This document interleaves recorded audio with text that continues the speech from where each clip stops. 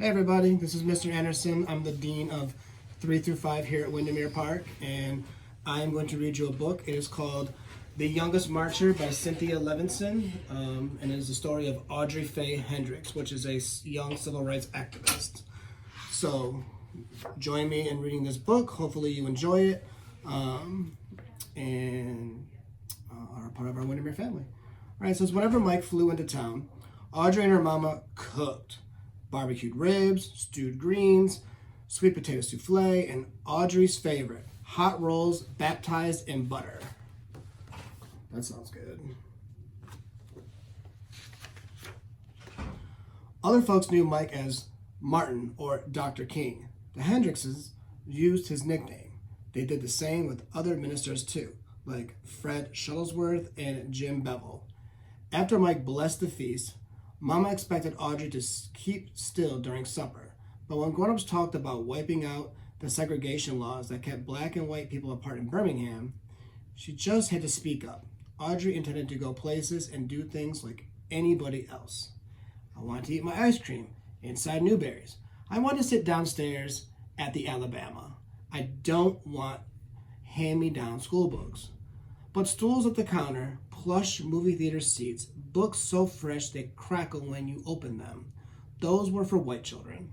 Hush, hissed Mama. 9-year-old children should not speak in front of company, especially ministers like Mike, Fred, and Jim, who were bringing dreams of justice.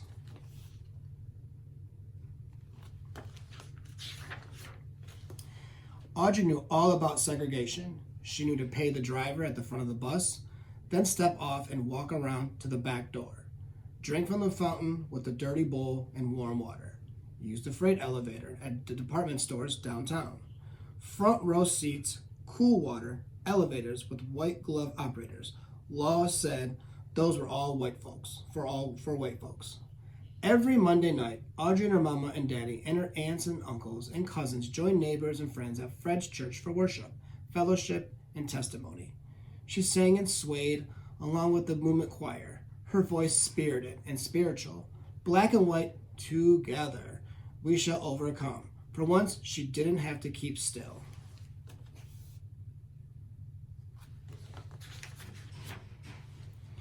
Then came testimonies.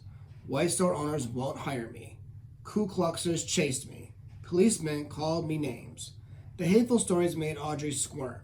She tried to tell her mama, "That's not right." Shh. How could Mama expect her to hush? She had to make things right, but what could she do? When Mike visited Fred's church, thousands of people crowded around her to hear him preach.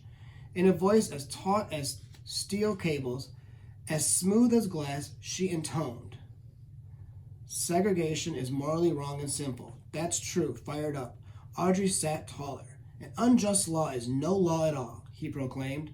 Audrey had listened to Mike explain his plan at her supper table and knew what he meant. If a law is unjust, disobey it. Sit down inside Newberry's. Picket those white stores. March to protest those unfair laws. Why even marching was against the law. Then get arrested. "Fill the jails," Mike exclaimed. "Fill Birmingham's jails so full that policemen can't squeeze in one more person. Pack cells so tight that police will have to quit arresting people for demanding their rights."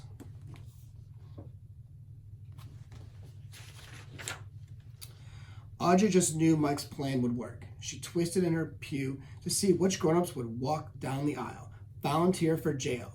But they mostly stayed put, eyes staring at their feet, hands at their knees. Feet, hands, and knees didn't move.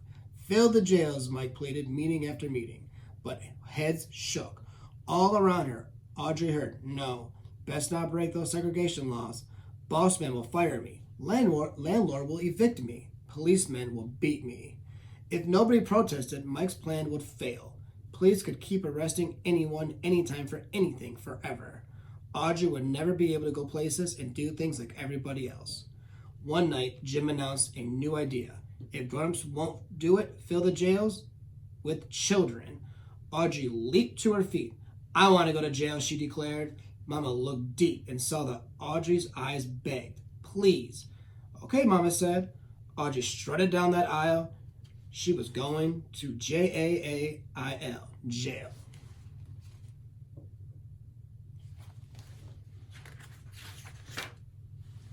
Two mornings later, she put on a fresh pressed pinafore and shiny Mary Janes with turned down socks. Protesters got to look nice. In the meantime, her daddy brought her a game to help her pass the time in jail. Her mom and daddy took her by Center Street Elementary to tell her teacher she'd be absent, maybe for a whole week. Miss Wills wrapped her arms around her. Audrey knew she was proud of her. She said goodbye to her grandparents. "You'll be fine," her grandmother said. She knew Audrey would be brave. So did Audrey. Then her mama and daddy drove her to the 16th Street Baptist Church, where the children were gathering.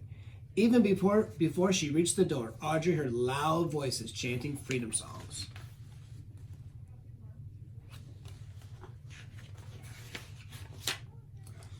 Inside, hundreds of big kids called out to friends and crowded around signs for their high schools. Parker, Carver. Her head swiveled. Where was the sign for Center Street Elementary? She was the only protester from her school, the youngest child in the whole church, and she knew no one. Audrey huddled by her parents in the basement. But when Jim lined her up with the others, 2 by 2, and the door swung open, Audrey straightened up. She was going to break a law and go to jail to help make things right. Clutching a protest sign in one hand and her game in the other, Audrey marched out the door. She stomped and sang, "Ain't gonna let nobody turn me around, turn me around, turn me around."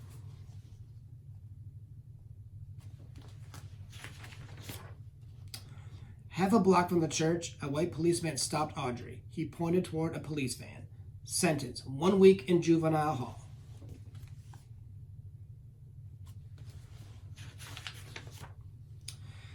A matron locked Audrey into a day room with 24 other girls, all older, all bigger, all strangers. Audrey sat down alone and slipped the cover off her game. "I told you to sit down," the matron yelled. Audrey jumped. She didn't remember standing up. The matron dragged her to a dark, empty room. "When I tell you something, you do it," she commanded, "or I'll leave you here."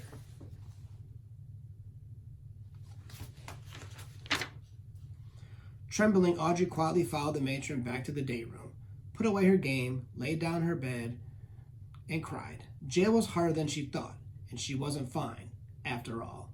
By evening, Audrey was hungry and tired. For dinner, soupy, oily, tasteless grits. At night, a bare mattress with one thin sheet for a cover.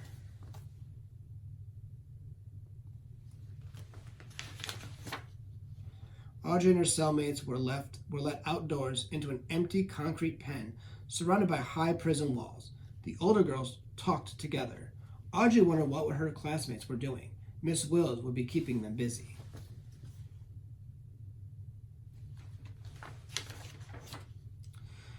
On another day, Audrey was sent to a huge room and told to sit in a chair that was so high her feet dangled above the floor. 4 white men glared at her. She'd never talked to a white man before. "Are you against America?" one demanded to know. "No, sir," she answered politely. "What do you talk about at those meetings?" Another asked. "Our freedom." "Why did you march?" "To go places and do things like anybody else." "What was wrong with that?"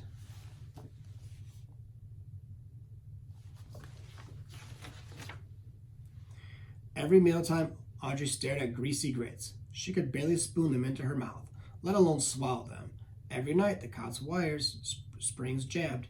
Every morning, she had nothing to do but sit alone with her game.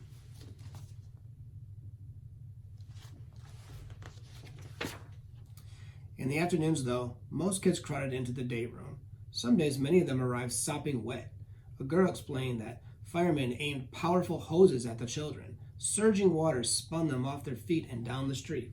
They got up and kept marching anyway, until they too were sent to jail.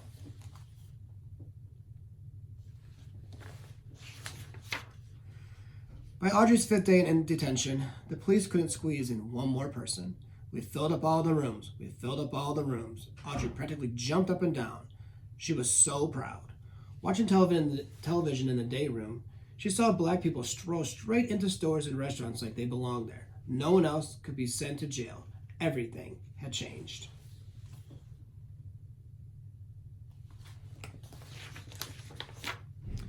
After 7 days, Audrey went home. Her mama and daddy wrapped their arms tight around her, washed the jail off her, and for dinner, hot rolls baptized in butter.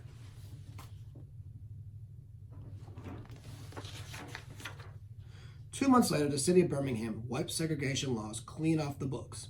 Audrey licked her spoon clean at Newberry's counter, like everybody else. Black and white together, like we belong.